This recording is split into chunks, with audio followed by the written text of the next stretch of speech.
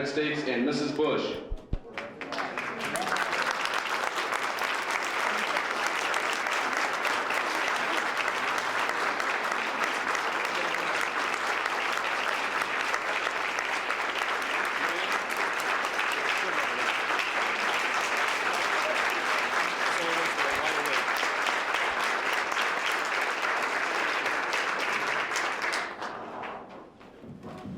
Ladies and gentlemen, Mr. Larnell Harris.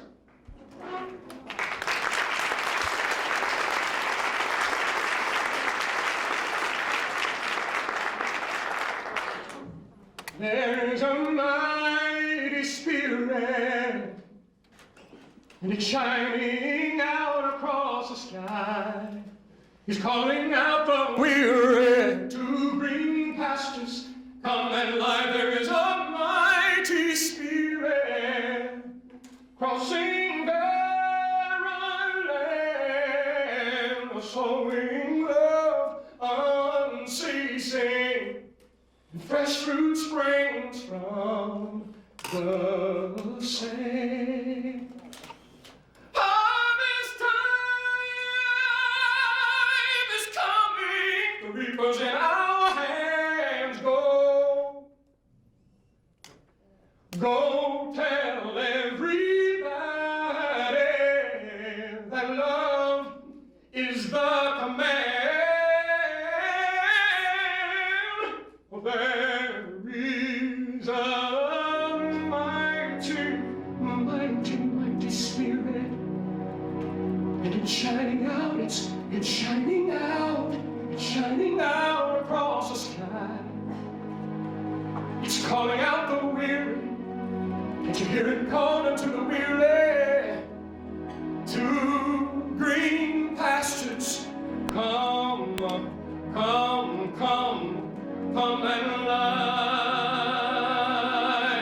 There is a mighty spirit, and it's crossing barren land, and he's sowing love unceasing, and fresh fruit springs from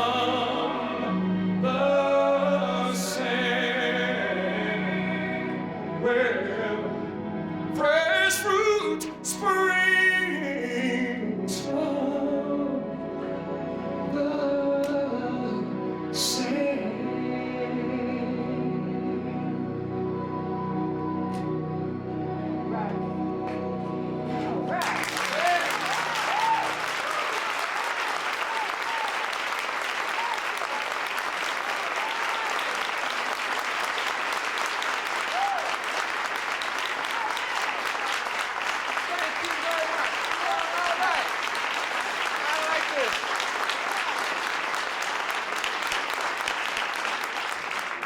And if you keep that up, the president won't get to speak today.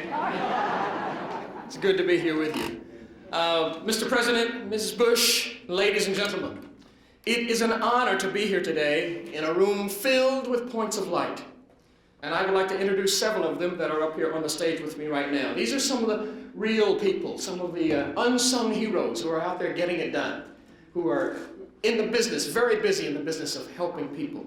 From Massachusetts, Rodney Daly and Robert Cromwell, representing the one... excuse me. That's right. Now I'm really confused. One second here. I love cue cards. And he is from Massachusetts, and his name is Rodney Daly, and Robert Cromwell, representing the 1000th Daily Point of Light. Would you give him a hand, please? Thank you. Super. And from Harlem, New York, Karen Buchholz and Chris Burrell, representing the 999th Daily Point of Light.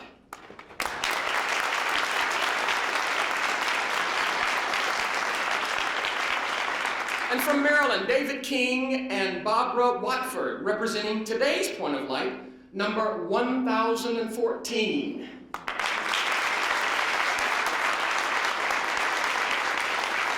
And from Maui, Michael White and Beverly Shields, representing the 648th daily point of light.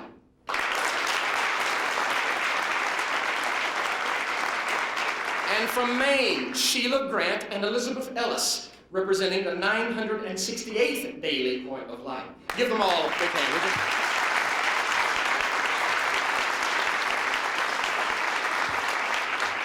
And now it's my pleasure to introduce to you Joe Thompson, the 835th daily point of light from Kansas, and Jenny Richardson, the 718th daily point of light from Oregon. Welcome.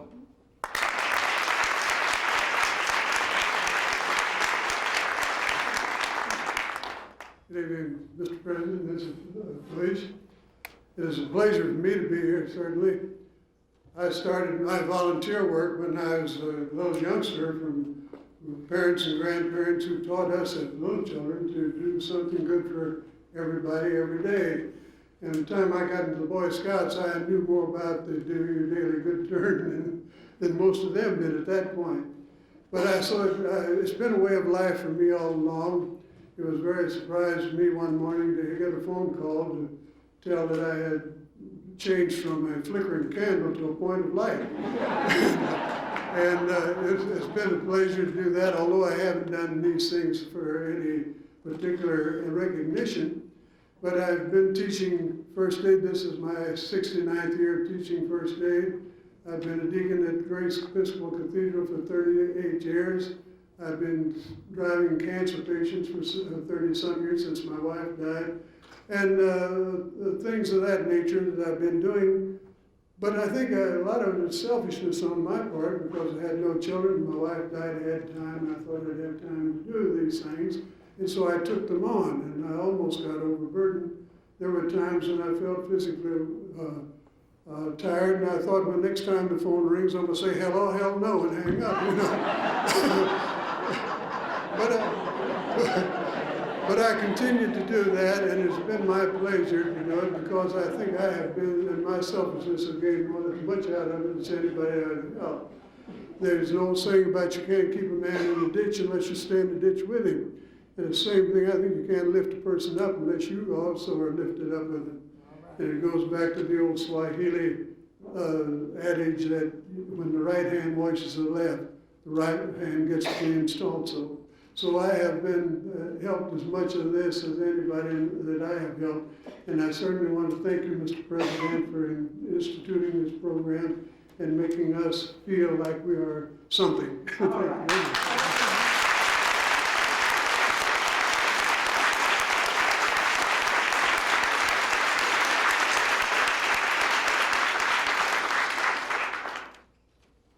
President, Mrs. Bush, and guests. My name is Jenny Richardson, and I am from Ulysses S. Grant High School in Portland, Oregon. I am proud to represent the youth of the nation as one of your points of light. I thank you for recognizing young people across the nation whose special gifts enrich all of our lives. 9 years ago, my father was killed in a train accident. My family went to the Dougie Center. They provided us with a place to work out our pain and heal our grief. I have learned so very much from my association with the Dougie Center and have received so much more than I could ever hope to give in return. Elizabeth Kubler-Ross said to a very good friend of mine, in the midst of tragedy, look for the gift. Being a point of light is a true gift, not just for me, but for the Dougie Center and the thousands of children who struggle to heal the pain of their loss. I thank you for honoring all of us. I shall never forget this special moment. Being one of your points of light is a gift I shall carry with me always. Thank you.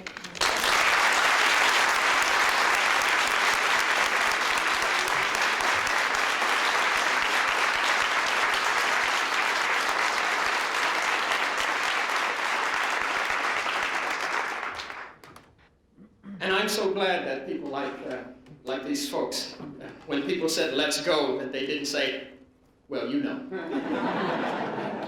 And now, ladies and gentlemen, would you welcome the President of the United States.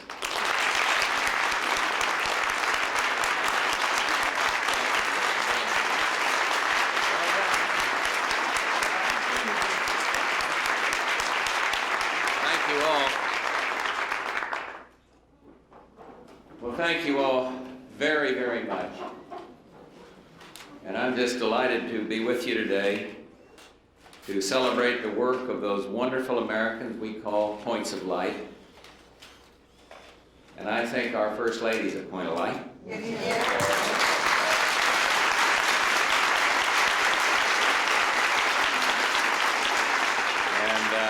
So I salute her for what she's done in literacy and helping this country understand the importance of reading. There's another guy here who's been a personal point of light to me, and that's Greg Petersmeyer, who many of you know. And in a sense, it was his dream and his dedication that made all this possible.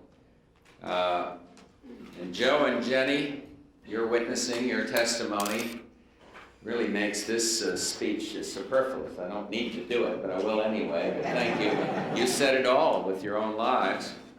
And I also want to thank the leaders of 3 new institutions that have been established in the last 4 years.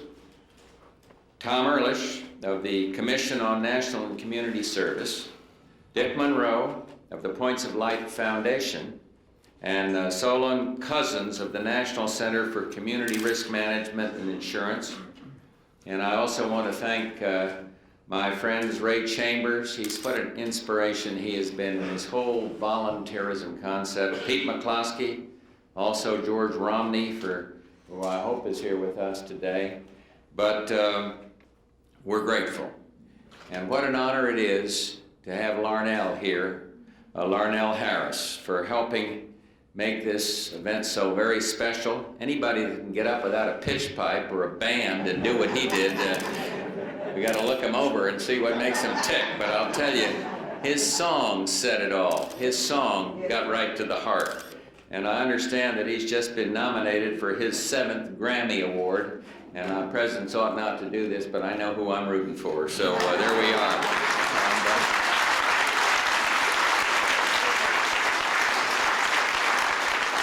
But above all, Barbara and I wanted to come over and thank the Points of Light that we're honoring today. I know that many of them have gone to great efforts to get here. And you know, lots of folks ask me about the phrase, Points of Light. And some say it's religion, others say, well, it's a patriotic theme like a flag, and others think it's an image of hope. But I think that Points of Light are all of these things, and yet still something more. It's what happens when ordinary people claim the problems of their community as their own. And it's the inspiration and awakening to the God-given light from within, lit from within, and it's the promise of America. You know, we've got Points of Light here today from all 50 states, shining all the way from Anchorage to Harlem, Miami to Maine. And never before has there been so much light in this marvelous house. Each of you here today knows what I mean by that. And each of you found within yourselves your own special genius for helping others. And each discovered the imagination to see things that others could not. The human dignity in the eyes of a homeless man, the musicians and business leaders in an inner city gang, the light and laughter in the shadows of a shattered life. And I've always believed that in each individual, there's a point of light waiting to be revealed. In each community, 1,000 miracles waiting to happen. And when I assumed this great office, I pledged to do all I could to honor, encourage, and increase volunteer efforts until their light filled every dark corner of our country. And we began with a national strategy. And if you'll bear with me, I'd like to remind you of what that strategy is. First, changing attitudes so that all Americans define a successful life as one that includes serving others. And second, identifying what is already working so that those efforts can be enlarged and multiplied. And third, encouraging leaders to help others become points of light. And fourth, reducing volunteer liability, because I believe that it's time that we ought to care for each other more and sue each other less. And fifth, And finally, within every community, linking people to ways that they can help. Everything I've done as president has tried to support this strategy. And that's why we've worked together to create the Points of Light Foundation, the Commission on National and Community Service, and then the National Center for Community Risk Management and Insurance. We envision national service not as a government program, not even as a White House initiative, but as a grassroots movement, a movement that makes full use of the many different ways that Americans want to help. And this strategy is significant, not because it indicates Washington's role, but because it illuminates yours. And this is something where it's easy to miss the constellation for the stars. You see, it's not just points of light that are important. It's the idea that every community in America could be filled with light. America could become like this room. You're only a fraction of the stories that we've told. And those stories are only a fraction of those that could be told. You know, look around this room and then picture what would happen throughout America if every former gang member discovered the Rodney Daley within and offered young people good alternatives to life on the streets. Imagine if every member of a club, like the Rotary Readers, filled someone's life with the wonder of reading. Or what if every little girl found the imagination to follow Isis Johnson to clothe the cold and feed the hungry in her little corner of America? Imagine what America would look like. And regardless of what we believe government should do, all of us agree that no serious social problem in this country is going to be solved without the active engagement of millions of citizens in tens of thousands of institutions, schools and businesses, churches and clubs, armies of ordinary people doing extraordinary things. Government has a critical role in helping people, and so does solid, sustainable economic growth. But people, not programs, solve problems. And somewhere in America, every serious social problem is being solved through voluntary service. For therein lies the greatest national resource of all. Doesn't matter who you are. Everybody's got something to give. A job skill, a free hour, pair of strong arms. And that's what I mean when I say that from now on, any definition of a successful life must include serving others. Let me tell you another story about success. Today I recognize the 1014th daily point of light, the Lakeland Middle School 8th grade volunteers. These remarkable young people from Baltimore have overcome their own challenges to become tutors and role models for younger students in special education. Their special courage reminds me of the words of a poet who said that generosity is not in giving me that which I need more than you do, but in giving me that which you need more than I do. That courage has made the Lakeland 8th graders into the wonderful and confident young people who grace our lives today. Because I know that America is filled with young people who want to help, I signed an executive order last October that created the President's Youth Service Award, and as with the President's Physical Fitness Award, young people in voluntary service will be able to receive presidential recognition in their local communities. I want to thank the boards of the Commission, the Foundation, and the American Institute for Public Service for their help in implementing this program. What all of us seek in our life is meaning and adventure, and it's through service that all of us can find both.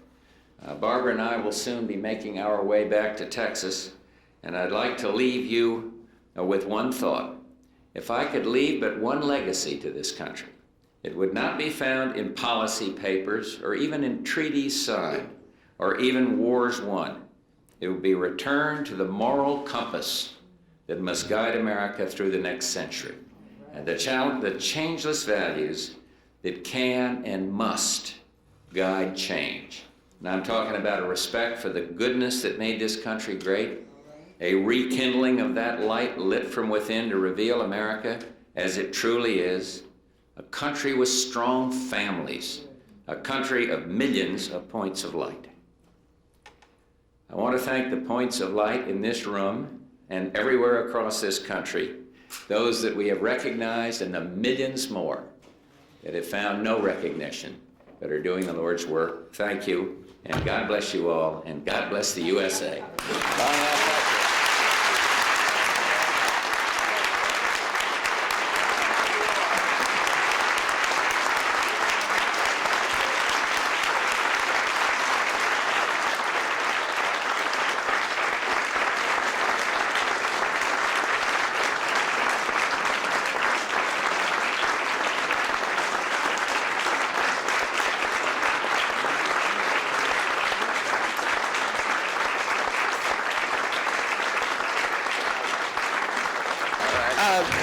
Mr. President, you mentioned Tom in your speech, and he's coming to make a special presentation. Tom Ehrlich, Chairman of the Commission on National and Community Service. So would you please stay with us, Mr. President?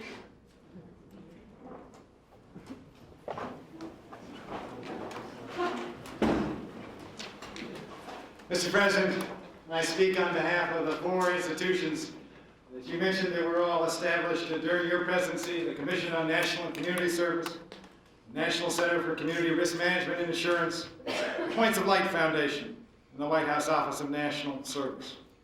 Each of those institutions helps Americans serve each other.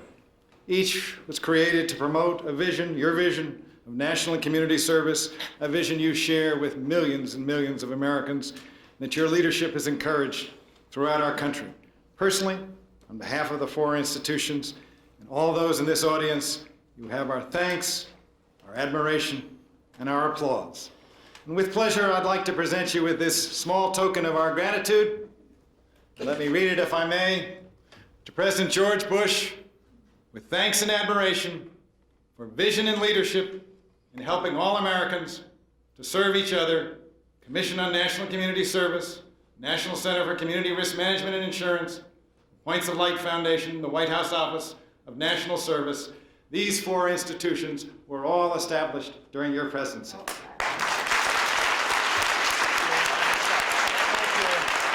you for the opportunity to serve. We're very grateful. Thank you. All right.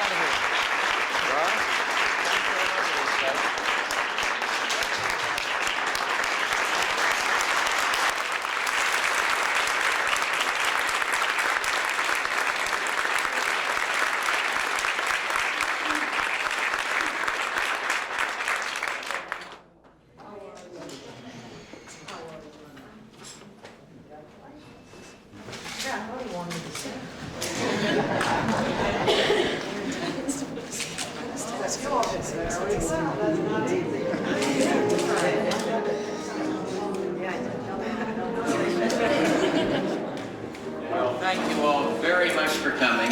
Congratulations on all